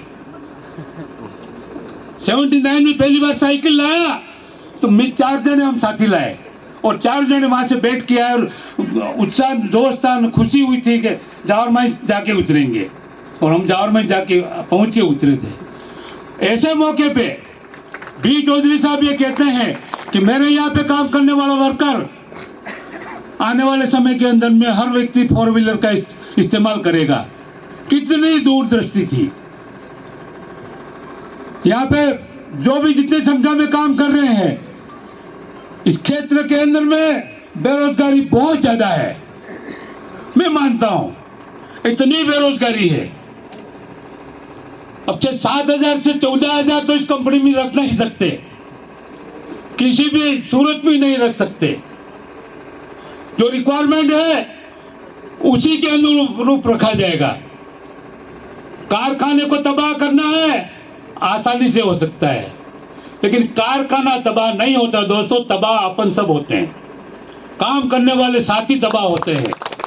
और उस तबाही का मंजर वहां देख लो जहां कारखाने चल रहे थे और बंद होके बैठे हैं, और उनके साथियों की, उनके अंदर काम करने वाले भाइयों की क्या दशा है। और मैं ऐसे क्षेत्र में काम करता हूं, मेरे क्षेत्र के अंदर में बहुत मार्बल चल रहा था। एक समय था 400 लीज थी, 400 में से 300 माइंस चल रही थी। एक उधर से निकलते थे तो रात में भी दिन जैसा लगता था। उसकी जगह आज की तारीख में 15 माइंस से चल रही है, बंद हो गई, सन्नाटा है वहां पे। और उन्हीं लोगों को जहां जहां मौका मिला, बाड़मेर, जैसलमेर, देवगढ़, भीम, जहां जहां भाई मौका मिला वहां जाके काम कर रहे हैं। लेकिन एक घर के आंगन में काम कर रहे थे, वो काम खत्म हो गया दोस्तों। पीड़ा होती है, दुख होता है। हम भी ये चाहते हैं कि हमारे क्षेत्र के अंदर में रोजगार मिले लोगों को, लेकिन इस पूरे संभाग के अंदर में, ट्राइबल अंचल के अंदर में एक यही यूनिट है जावर माइंस। इस जावर माइंस को फुलाना है, आपके हाथों में है। इसको बर्बाद करना है तो आपके हाथों में है, तो आपको निर्णय करना पड़ेगा दोस्तों को फैलाना है, फूलना है, और आप लोगों को आने वाले कल के अंदर में इस जगह पर बैठ करके जो सामने होंगे उनके लिए नेतृत्व भी करना पड़ेगा। हम जावर माता जी से करबद्ध प्रार्थना करते हैं, दिन दुनी रात चौगुनी तरक्की होवे, कारखाने की होवे, खाड़ी की होवे, और उसके अंदर में काम करने वाले लोगों की भी होवे। ये अपन प्रार्थना कर सकते हैं और करना पड़ेगा, और इन्हीं का आश्रय है। माइनिंग वाले जानते हैं कि नीचे जाते टाइम केज में भी जावर माता जी की जय बोलते हैं, आज बोलते हैं नहीं बोलते पता नहीं, और वहां नीचे से ऊपर आते थे तो जावर माता की जय बोलते थे। वो परंपरा बहुत वर्षों की है, मेरे ख्याल से आप लोगों ने अभी तक भी बना के रखी है। तो सब कुछ माँ के आशीर्वाद से दिन दूनी रात चौगुनी आप तरक्की करें, इंडस्ट्री की नीड को फुलफिल करते हुए, अपने सामाजिक परंपराओं का निर्वहन करते हुए, आपकी मेन ड्यूटी है उसके अंदर में नेग्लिजेंसी नहीं करके और अपना जीवन उज्जवल बनावे। और उसके साथ साथ मैं एक बात और कहना चाहता हूं कि जिस प्रकार का एक ड्रेस कोड है आपका, इस ड्रेस कोड के माध्यम से आपकी जो पहचान है, हर श्रमिक ये प्रयास करे कि उनके परिवार के अंदर में उनके बाल बच्चों को भी उसी कदर एक अलग से कैडर बनाने का प्रयास करे, जिससे कि उनका आप लोगों का नाम आपकी संतानें रोशन कर सके। और ये बात निश्चित है, माता जी का ही मैं आशीर्वाद मानता हूं। बाकी अगर दूसरे पहलू में अगर देखा जाए, अंडरग्राउंड में काम करते हैं आप, 99% आप रिस्क में काम करते हैं।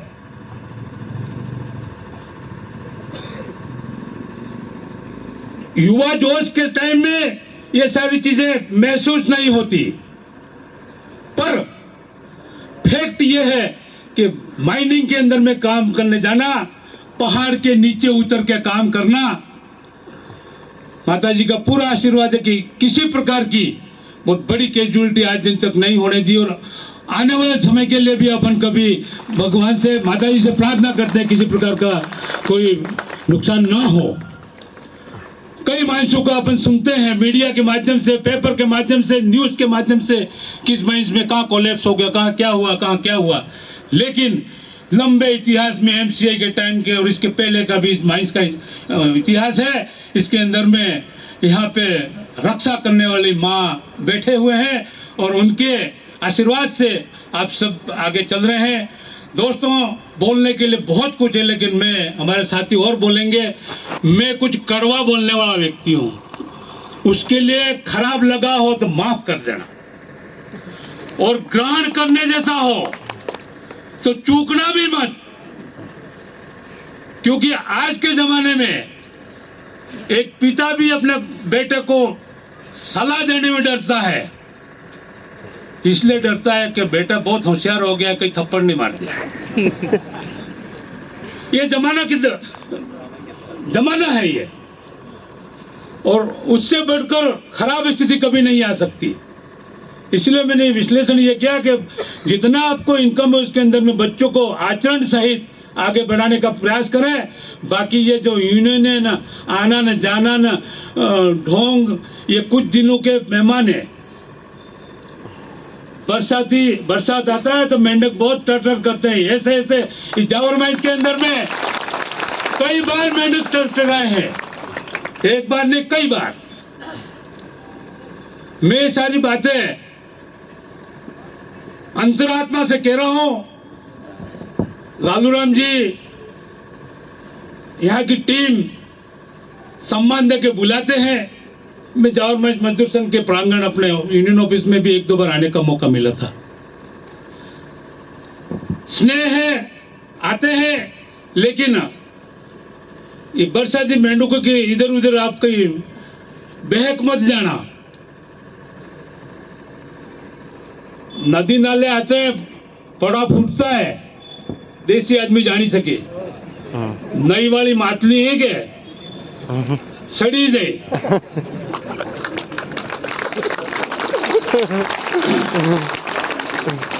आणि मातली ही खबर नहीं कि आगे अंत हुए पण सड़ी जो उसमें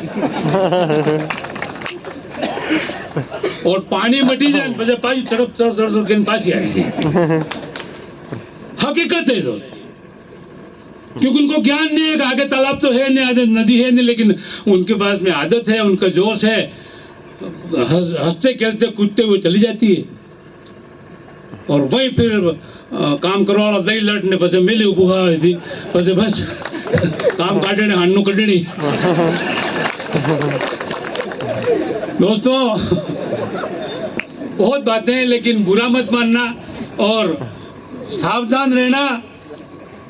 हम जैसों को खैर हम कहीं नहीं हम भाषा में फिट नहीं होते मैं एक साधारण व्यक्ति हूँ लेकिन इस संबंध में वापस मीटिंग बुलानी पड़े ये नौबत मत आने देना। धन्यवाद दोस्तों। बहुत बहुत धन्यवाद गौतम जी का। गौतम जी ने आप लोगों को क्या करना है इसके बारे में इंगित किया है। बरसाती मेंढकों के चक्कर में पड़ना मत आप लोग भी बरसाती मेंढक बनना मत। साहब ने हमारे नंगला जी और कड़वा जी को याद किया जो कि एक यूनियन के पिलर थे जिन्होंने इस यूनियन की शुरुआत की थी भैरूलाल जी साहब के साथ। निश्चित रूप से सम्मानित है वो लोग। और मैं तो ये कहना चाहूँगा गौतम जी को हमने जब जब बुलाया तब तब गौतम जी ने अपना समय दिया इसके लिए हम बहुत आभारी हैं इनके। एक बात इन्होंने कहा चौधरी साहब भैरूलाल जी की दूरदर्शिता के बारे में साथियों मैं आपको एक चीज़ बताना चाहूँगा। जावर महिष मजदूर संघ की स्थापना हुई उसके बाद जब दूसरे जगह जिंक्स मेल्टर टुंडू जब कारखाना खुलने लगा तब चौधरी साहब ने उस समय एक एग्रीमेंट किया था कि हिंदुस्तान में कहीं भी हिंदुस्तान जिंक का कोई भी कारखाना खुलेगा तो वो जावर महिष मजदूर संघ का सदस्य होगा। ये एग्रीमेंट उस समय कर लिया था उन्होंने। तो ये हमारे पुराने लोगों की दूरदर्शिता थी। उन्होंने बोला था कि मेरा मजदूर 4 व्हीलर पे जाएगा। तो आज परमानेंट आदमी तो सबके पास है पर हमारे जो संविदाकार कर्मी है उनके भी मेरे ख्याल से 60% के पास 4 व्हीलर है। तो ये सपना उनका सच हुआ। ये ऐसे आदमी नहीं सोच सकता हर आदमी। अगली कड़ी में समय हो रहा है मैं हमारे जिंक्स मेल्टर मजदूर संघ के कार्यवाहक अध्यक्ष और हिंदुस्तान जिंक वर्कर फेडरेशन के पदाधिकारी श्रीमान मांगीलाल जी साहब से निवेदन करूंगा कि वो आपको संबोधित करें।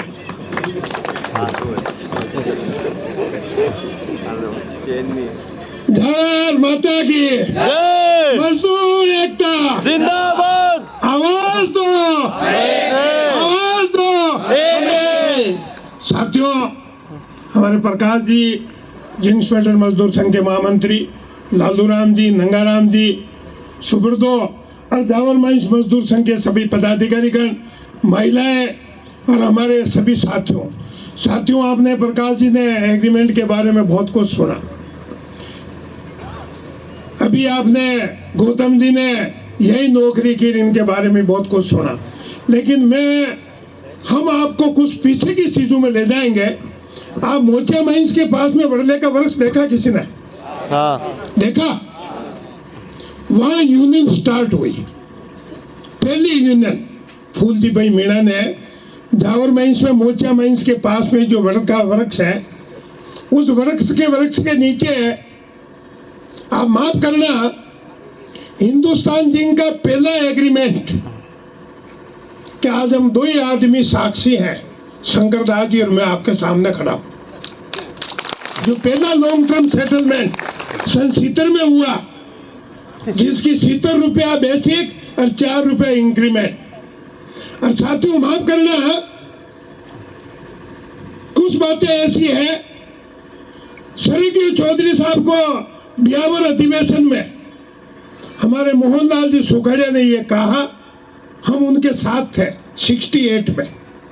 अभी आज जैसे नंगला भाई कड़वा भाई उनके नाम सुनाए हैं हमने उनके साथ काम किया है। स्वर्गीय वीर चौधरी जी को मोहनलाल जी सुखाड़िया ने ब्यावर अधिवेशन में ये कहा कि एक बंगाली आया जो राजस्थान में कम्युनिस्ट फैलाना चाहता है मैं उसको निकाल दूंगा। साथियों माफ करना हमारे जावर माइंस मजदूर संघ के साथी थे, हम जिंक स्मेल्टर के कुछ साथी उनके साथ थे, और चौधरी साहब के आंखों में आंसू आ गए और वो रोने लग गए।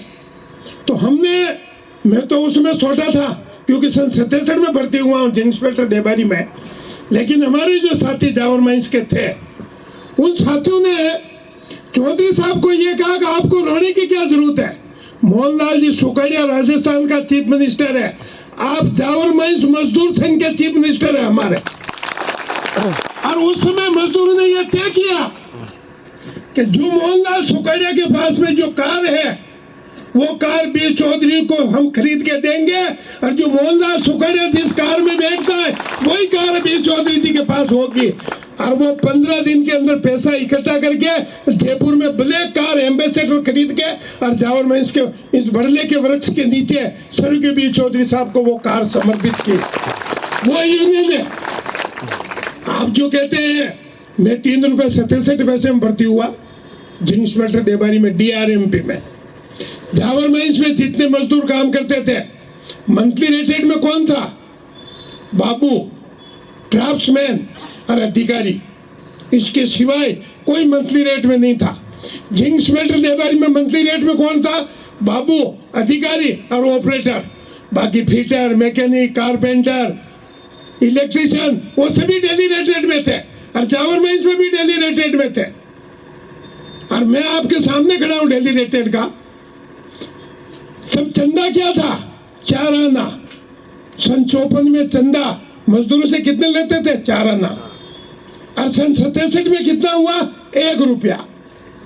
अगर कोई हमारे अरुण दास जी बैठे हुए तीसरी पीढ़ी के जो जिंक स्मेल्टर में देबारी में भी है, और आप में से भी बहुत से होंगे तीसरी पीढ़ी के जो आपके दादाजी और आपके पिताजी ने इस माइंस में काम किया। और उन दादाजी, अगर आपके पिताजी जिंदे हो तो आप उनको घर जाके पूछना कि मांगीलाल ने जो बात कही है वो सच है झूठी है। तभी आप लोगों को जो पता पड़ेगा रियल में कि एक्चुअल में ये यूनियन क्या है, ये यूनियन कैसे बनी, क्यों बनी और किस कारण बनी। फूलजी भाई मीणा ने बहुत कोशिश की। और स्वर्गीय बी चौधरी जी की अगर कहानी सुनना चाहते हैं, वो बंगाल से भगे झरिया में आ गए। झरिया ने उनके फादर पीछे दौड़े, वो गोवा चले गए। और गोवा में क्या हुआ? पुर्तगालियों की सरकार थी, उन्होंने 16 घंटा काम किया। तो 8 घंटे का ओवर टाइम मिलना चाहिए, कानून में नहीं मिलता है।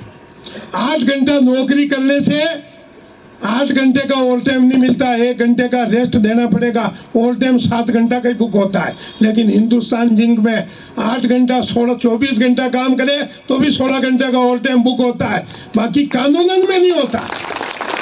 हमारे RK जोशी थे जो आपके जावर माइंस में भी वो पर्सनल अधिकारी रह के गए, उन्होंने जिंक स्मेल्टर देबारी में सर्कुलर निकाल दिया कि 6 दिन काम करने से अगर मान लो 1 दिन ओवर टाइम किया और आपने 1 दिन छुट्टी ले ली तो ओवर टाइम 0। ये कानून है, मतलब कोई बात नहीं। लेकिन ये स्वर्गीय बी चौधरी जी के अलग कानून है। अगर आपने 4 दिन भी नौकरी की, 2 दिन ओवर टाइम किया तो आपको ओवर टाइम पूरा मिलेगा। ये व्यवस्था है। मेटल कॉर्पोरेशन ऑफ इंडिया के टाइम में स्वर्गीय बी चौधरी जी की सोच और उनके विचार के कारण आज हम इतने वर्षों से जिंदे हैं। तो मैं स्वर्गीय बी चौधरी जी की जो बात कह रहा था आपको, वो गोवा में थे। साथियों, 3 महीने की सजा मिल गई थी, पुर्तगाली सरकार ने उनको जेल में बंद कर दिया।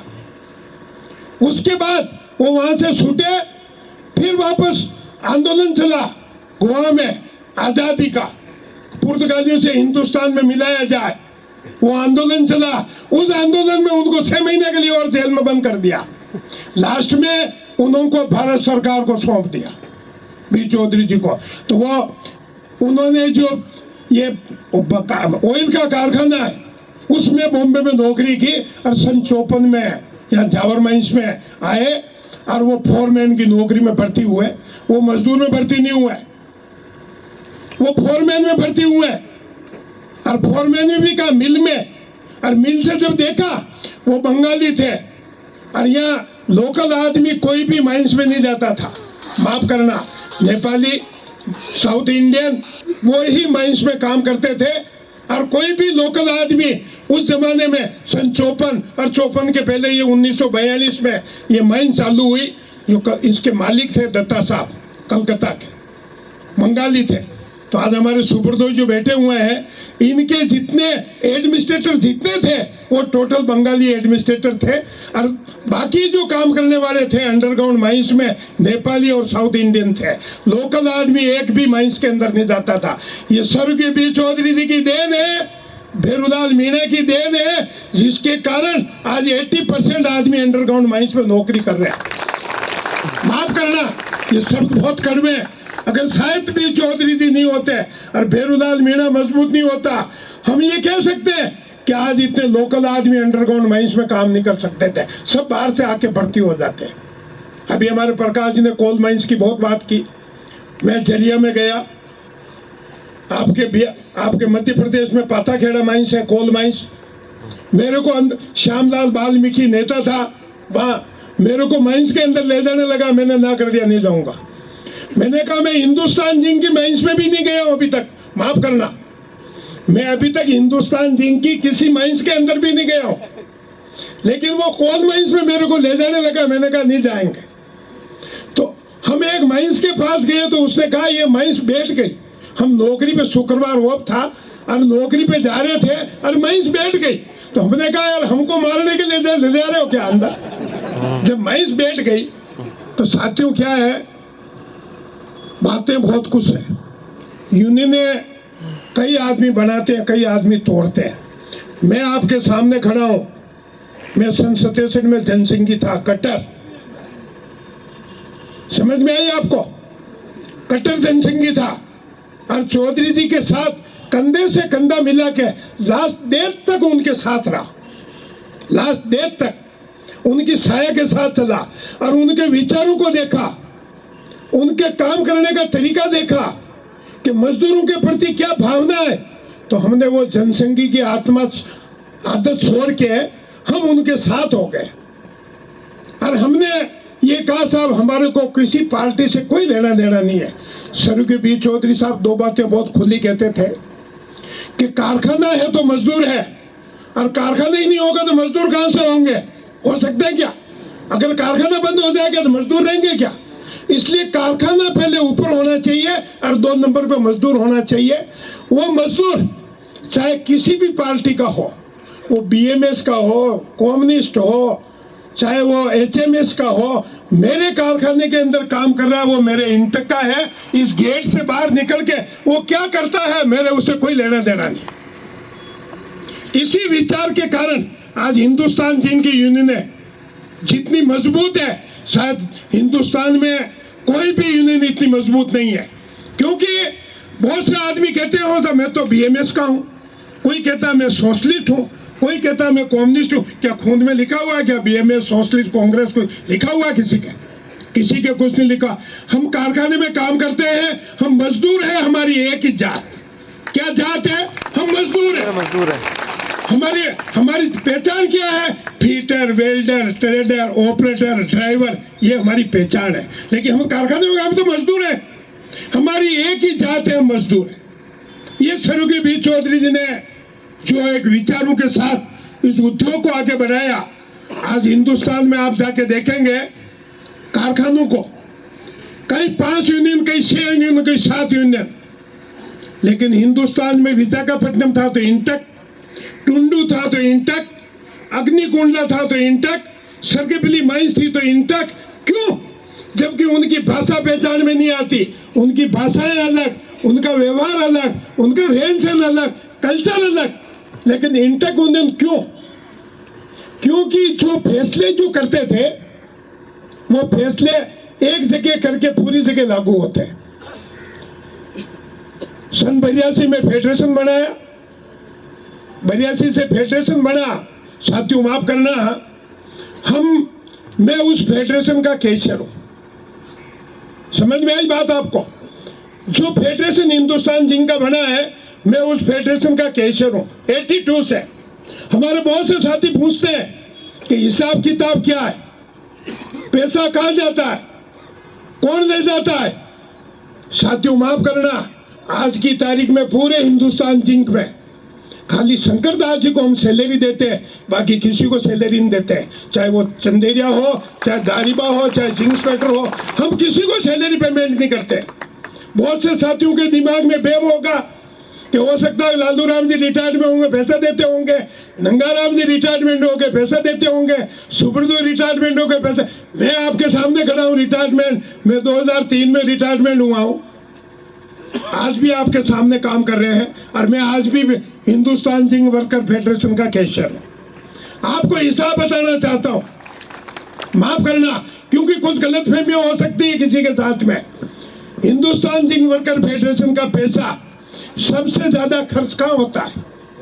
आज तो बहुत कम, लेकिन जब जावर माइंस और जिंक इंस्पेक्टर दोनों यूनिटें थी, उसमें 90% पैसा दूसरी यूनियनों के लिए खर्च किया, चाहे वो बिरला था, बिरला सीमेंट थी, चाहे आपका ये निम्बाड़ा सीमेंट थी, चाहे रामगंज मंडी थी, चाहे भवानी मंडी थी, कहीं भी थी। हमारे कड़वा भाई हमारे बीच में वेलार्धन, हमारे बख्श साहब थे, वो मोमेडन थे, आज वो हमारे बीच में नहीं है, लेकिन उन साथियों से आपके जिनके फादर जिंदे, आप उनके घर जाके पूछना, सुबह टिफिन लेके निकलते कि वापस सही सलामत घर आएंगे कि नहीं आएंगे।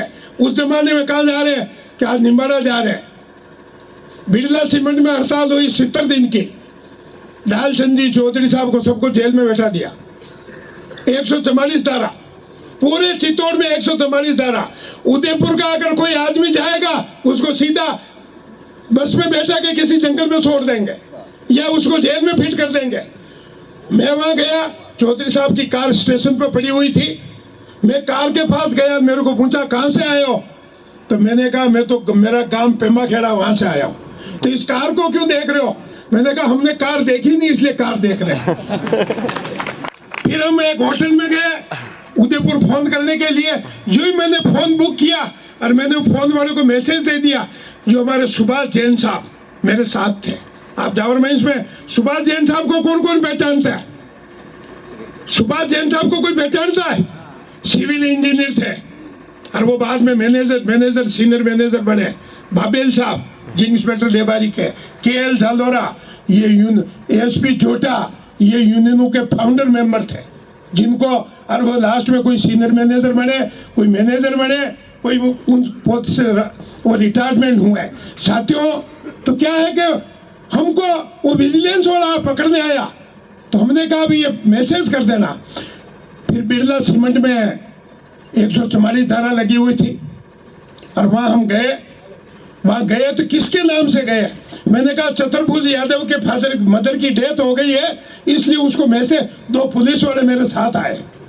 वहां गए, औरतें बैठी हुई थी और खाली 3 ही आदमी था, जो रामेश्वर सोनी बिरला सीमेंट में नौकरी करता, आज वो जिंदा नहीं है, भगवान की दया से वो भी सर्वलोक हो गया है। लेकिन जो ही मैं गया, मैंने पूछा भाई यहाँ की क्या स्थिति, तो मेरे को क्या जवाब दिया कि आपके इनमें जो बैठा हुआ है कल आपको उदयपुर ऑफिस में मिल जाएगा। वो देखते हैं कि मैं भी कोई विजिलेंस डिपार्टमेंट का दिखता हूँ, इसलिए वो उनको पता करने गया। तो साथियों, जिस समय यूनियन को चलाई, उस यूनियन में जिन जिन साथियों ने दुख देखा है, आप वो गुलाब जामुन खा रहे हो और वो गुलाब जामुन भी सिल के खा रहे हो। माफ करना, ये हमारे अभी गौतम ने जो बात कही है, क्योंकि जिन आदमियों ने सन 67, 68, 65, 54 उनमें जिन आदमियों ने दुख देखा है और जिन आदमियों के कारण ये आज यूनियन मजबूत है, उन आदमियों के कारण हम बोल खुला कहते हैं, अगर आपको उन आदमियों का 15% ही अगर ग्रहण कर लोगे तो आपको बहुत कुछ आगे बढ़ सकते हो, बहुत कुछ विचार दे सकते हो, बहुत कुछ ले सकते हो। क्योंकि आदमी को तकलीफ हो सकती है, एक आदमी के 3 लड़के हैं,